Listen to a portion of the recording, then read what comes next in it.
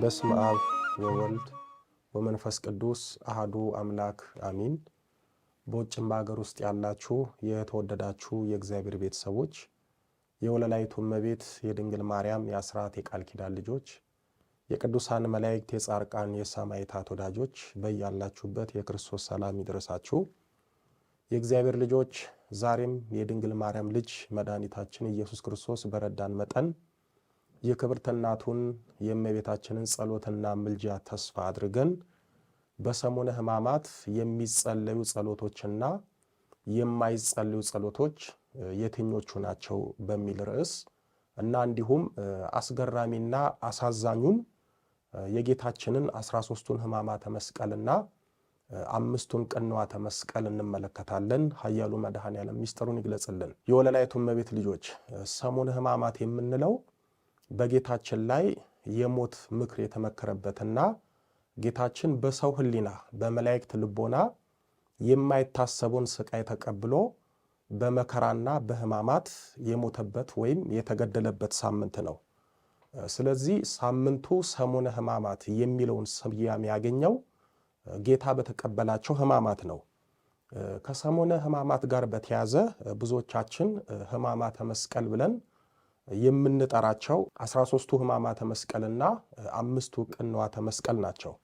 በነገራችን ላይ 13ቱ ሕማማተ መስቀልና 5ቱ ቅንዋተ መስቀል የምንላቸው እጅግ በጣም ዘግናኝና ከባድ ናቸው። 13ቱን ሕማማተ መስቀልና 5ቱን ቅንዋተ መስቀል ስናውቅ ነው የጌታ ሕማም ስቃይና መከራ የምናውቀው። 13ቱን ሕማማተ መስቀልና 5ቱን ቅንዋተ መስቀል ስናውቅ ነው ጌታችን ለኛ የከፈለውን የደምና የሕይወት ዋጋ የምናውቀው። 13ቱ ሕማማተ መስቀልና 5ቱን ቅንዋተ መስቀል ካላወቅን በእውነትም የጌታን ሕማም ስቃይና መከራ አናውቅም፣ ልንረዳውም ሊገባንም አይችልም። እስኪ 13ቱ ሕማማተ መስቀልና 5ቱ ቅንዋተ መስቀል የሚባሉት የትኞቹ ናቸው የሚለውን እንመልከት። አንደኛው በብረት ሐብል ወይም በሰንሰለት የኋሊት ወይም የፊጥኝ መታሰሩ ነው። ይህም መጋፊያና መጋፊያው ማለትም ከወደ ኋላው ያለውን የትከሻው አጥንት ብራኳው እስኪገጥም ድረስ ነው የታሰረው። ሁለተኛው በጡጫ በቡኛ በቡጢ አፍንጫው ደም በደም እስኪሆን ድረስ አፍንጫውን መመታቱንና አናቱን መኮርኮሙ ነው። ሶስተኛው 65 ጊዜ ከግንድ ጋራ ወይም ከምሰሶ ጋራ መጋጨቱ ነው። አራተኛው ፊቱን በጥፊ መመታቱ፣ ፊቱ ላይ ምራቅ መተፋቱና 120 ጊዜ በድንጋይ ፊቱን መመታቱ ነው። አምስተኛው 365 ጊዜ በዱላ በዘንግ አናትና መላ አካላቱ መደብደቡ ነው። ጌታችን አንድ ጊዜ የተመታበት ዱላ ብቻ አንድ ሰው ወዲያው ይገድላል። እነሱ ግን 365 ጊዜ ነው በዱላ የደበደቡት፣ አናቱን በዘንግ የመቱት። ስድስተኛው ጺሙን መነጨቱ ነው። ይህም 80 ጊዜ እየተፈራረቁ ጺሙን ነጭተውታል። ሰባተኛው ስጋው እስኪበጣጠስ ደሙ እስኪፈስ ድረስ 6666 ጊዜ መገረፉ ነው። ጌታችን የተገረፈበት ጅራፍ ወይም ጠፈር ጫፉ ላይ ድቡልቡል ብረት ሆኖ ዙሪያውን እንደ ሚስማር እሾካማ ብረት ያለው ነው። በሱ ነው የገረፉት። አንዴ በዛ ሲገርፉት የብረት አሎሎ የመሰለው እሾሃማው ብረት ወደ ስጋ ውስጥ በመግባት ስጋውን ቦጭቆት ይዞት በመውጣት ደሙን በማዝራት ክፉኛ ይጎዳው ነበረ። ስምንተኛው የእሾህ አክሊል በራሱ ላይ የደፉበት ወይም ያቀዳጁት ነው። ይህንንም አንጥረኛ ጋራ በትእዛዝ አሰርተው ዙሪያውን አናትን በስቶ የሚገባ የብረት ወረንጦ አድርገውበት ነው የጌታ ራስ ላይ ያስቀመጡት። ዘጠነኛው በምድር ላይ 136 ጊዜ መውደቁ ወይም በአፍጢሙ መደፋቱ ነው። አይሁድ ጌታችንን ከፊትና ከኋላ ከግራና ከቀኝ አስረው የፊተኞቹ ሲጎትቱት የኋለኞቹ ይለቁታል፣ የኋለኞቹ ሲስቡት የፊተኞቹ ይለቁታል። እንዲህ እያደረጉ ነው መሬት ላይ የጣሉት። 10ኛው በእግረ አይሁድ መረገጡ ነው። ጌታችን በልቡ ወይም በደረቱ መሬት ላይ ሲወድቅ በጀርባው ይረማመዱበታል። በጀርባው ሲወድቅ በልቡ ወይም ደግሞ በደረቱ ላይ ይረማመዱበት ነበረ። 11ኛው መራራ ሐሞትና ሆምጣጤ መጠጣቱ ነው። መራራ ሐሞት የተባለው ጉሮሮ የሚሰነጥቅ ከርቤ የተቀላቀለበት ነው። ሆምጣጤ ደግሞ የቆየና የሚመር የኮመጠጠ የሚያሰክር የወይን ጠጅ ነው። ከርቤ የተቀላቀለውን መራራ ሐሞት ላይ ሆምጣጤውን ጨምረው በሰፍነግ አጠጡት። ሰፍነግ ማለት መራራውን ሐሞትና ሆምጣጤውን የጨመሩበት ዕቃ ነው። አይሁድ ክፎች ስለሆኑ ጌታችንን ጥሩ የሆነ የወይን ጠጅ ያጠጣ ነው እንደሆነ የችንካሩ መከራ፣ ሕማም፣ ስቃይ አይሰማውም። በዚህም ያለ ጻር ያለ ጋር ያለ ስቃይ ይሞታል ብለው በክፋት አስበው የወይን ጠጅ አላጠጡትም። 12ኛው መስቀሉን ተሸክሞ መንገላታቱ ነው።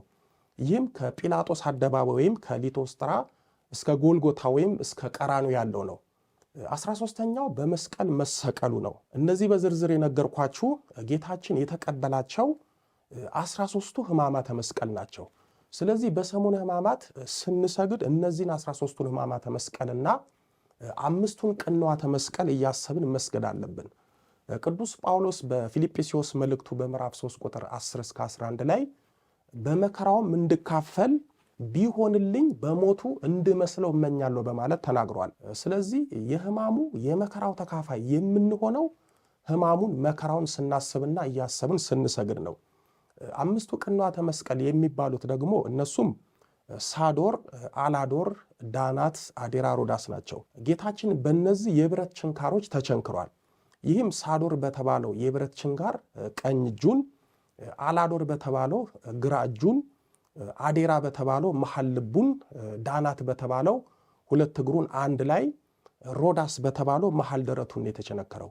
እነዚህ የብረት ችንካሮች ቁመታቸው ክንድ ከስንዝር የሚያክሉ ሲሆኑ ከስጋና ከአጥንቱ አልፈው ሰውነቱን ጥሰው የተሰቀለበትን መስቀል በስተው እያንዳንዳቸው ጌታችንን ከመስቀሉ ጋር አጣብቀውት ነበረ። ወደ ዋናው ጥያቄ ስመለስ በሰሙነ ሕማማት ብዙዎቻችሁ የሚጸልዩትና የማይጸልዩት ጸሎቶች ጥያቄ እንደሚሆንባችሁ ግልጽ ነው። ስለዚህ ይህንን ጥያቄ በተቻለኝ አቅም ለመመለስና እናንተም ተረጋግታችሁ አውቃችሁ ሕማማትን በስግደትና በጸሎት እንድታሳልፉ ጥቂት ይህንን እላለሁ።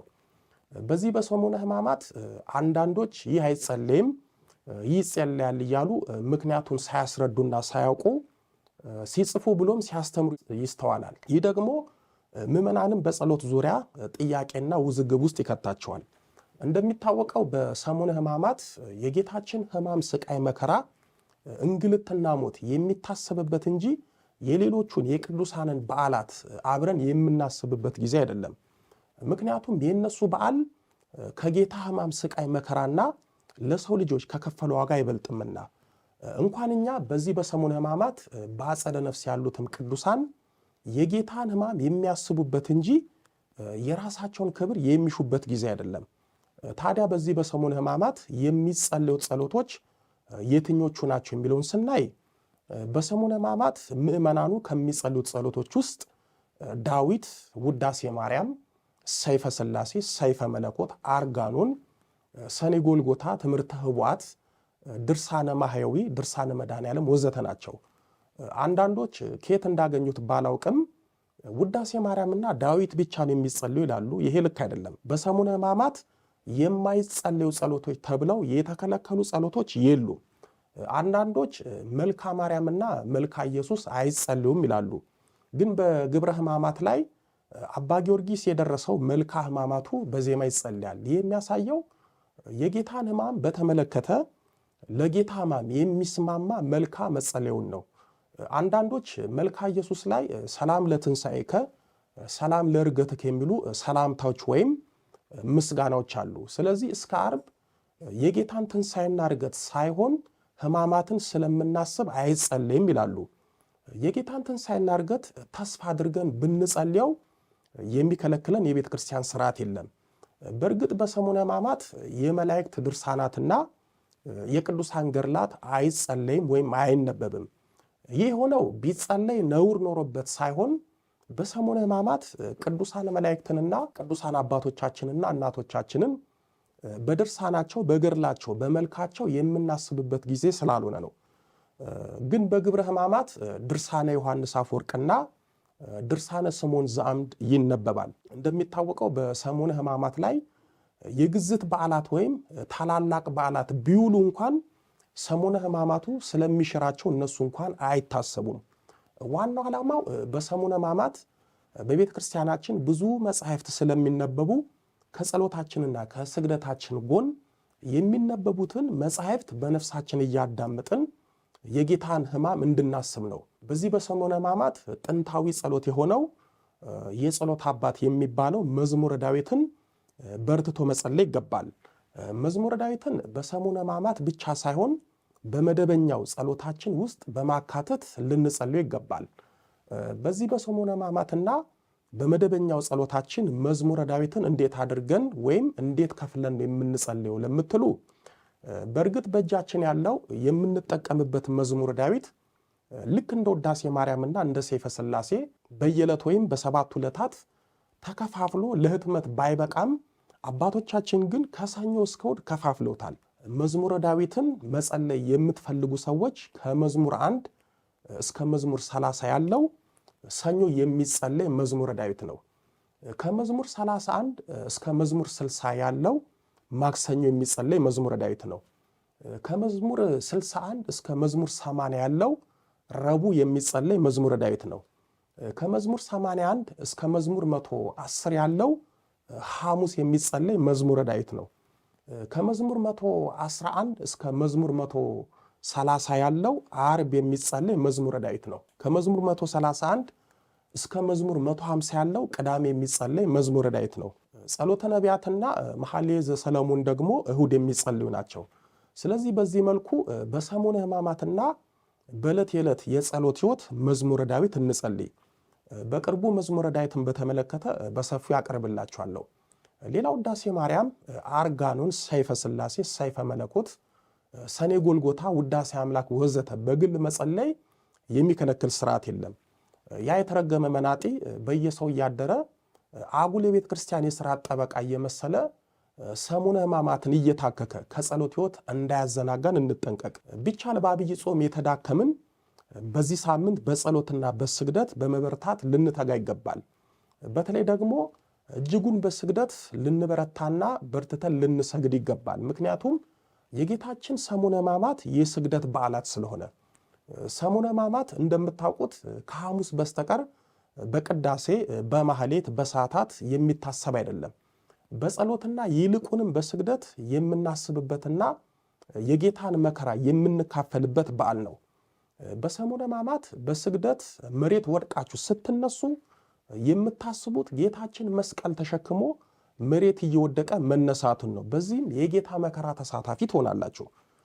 በስግደት ሲደክማችሁ ጉልበታችሁ ሲዝል የምታስቡት ጌታችን መስቀል ተሸክሞ ወደ ቀራንዮ ተራራ ሲወጣ የተሰማውን ድካም ነው። በዚህም የጌታ የድካሙ ተካፋይ ትሆናላችሁ።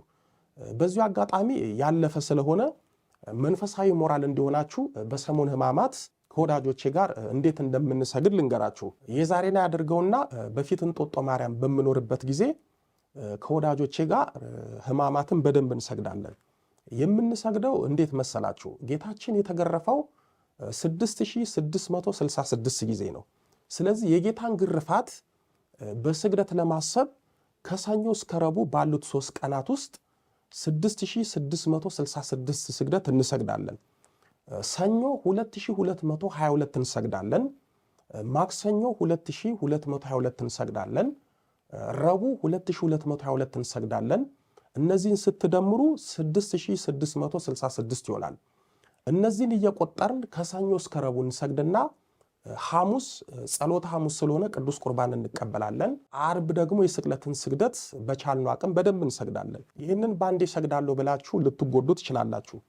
ስግደት ልምድ፣ ብርታት፣ ጉልበትና የእግዚአብሔር እገዛ ይጠይቃል። አንዱ እኛን አይቶ እንደኛ ሰግዳለሁ ብሎ ራሱን ስቶ ታሞ ሆስፒታል ገብቷል። ጥሩ የስግደት ልምድ ያላችሁ በተለይ ወጣቶች እንዲህ ብትሰግዱ በእውነት እንዴት ደስ እንደሚል። በስግደቱ ድካም የምታገኙት መንፈሳዊ ብርታት በጣም ደስ ይላል። ጉልበታችን እንኳን በስግደት በኃጢአት ይደክማል። ሌላው ድርሳነ ማኅየው የሚባለውን ስለ ጌታችን ሕማም፣ ስቃይ፣ መከራ በአስገራሚ ሁኔታ የሚነግረንን መጽሐፍ ገዝታችሁ ጸልዩ። ምክንያቱም ድርሳነ ማኅየውን በሰሙነ ሕማማት ብቻ ሳይሆን የጌታን መከራና ውለታ እያሰበ አርብ ቀን የሚጸልይ ሰው በነፍሱም በሥጋውም ይከብራል። በመንግሥተ ሰማያትም ዕድል ፈንታው ጽዋ ተርታው ጌታችንን ከገነዙት ከኒቆዲሞስና ከዮሴፍ ጋር ይሆናል። እንዲሁም በሰባቱ ጊዜያት የሚጸልየው ሰው ቢኖር በነፍሱም በሥጋውም ፈጽሞ ይከብራል። በመንግሥተ ሰማያትም ዕድል ፈንታው ጽዋ ተርታው እስከ 70 ዘመን ድረስ በየቀኑ የጌታውን መከራ እያሰበ ካለቀሰ ከጌታ ባለሟል ከቅዱስ ዮሐንስ ጋር ይሆናል የሚል ታላቅ ቃል ኪዳን አለው።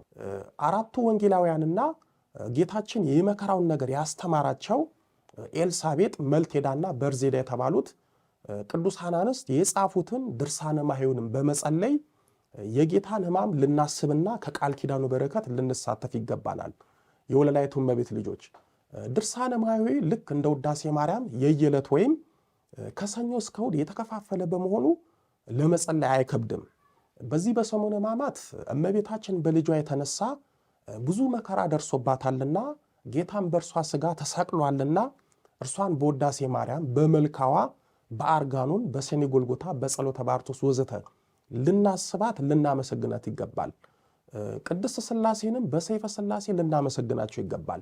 ጌታችንንም በሰይፈ መለኮት በውዳሴ አምላክ በዳዊት በድርሳኑ ልናስበውና ልናመሰግነው ይገባል እንጂ በሕማማት ምክንያት ከጸሎት ልንርቅ አይገባም። ያስተማረን የመከረን የአባቶቻችን አምላክ ልዑለ ባሕርይ ቅዱስ መድኃኔ ዓለም ኢየሱስ ክርስቶስ ክብር ምስጋና ይድረሰው። ድንግል ስንላት ጌታን ወልዳ የተገኘች፣ ጌታን የወለደች ስንላት ድንግል የሆነች፣ ስሟን ለመጥራት ከሰማይ ከምድር የከበደች መንበረ ፀሐይ መንበረ ሥላሴ ንግሥተ ሰማይ ወምድር የጌታችን የመድኃኒታችን የኢየሱስ ክርስቶስ እናት ወለላይቱ እመቤት ድንግል ማርያም ምስጋና ይድረሳት። አሜን።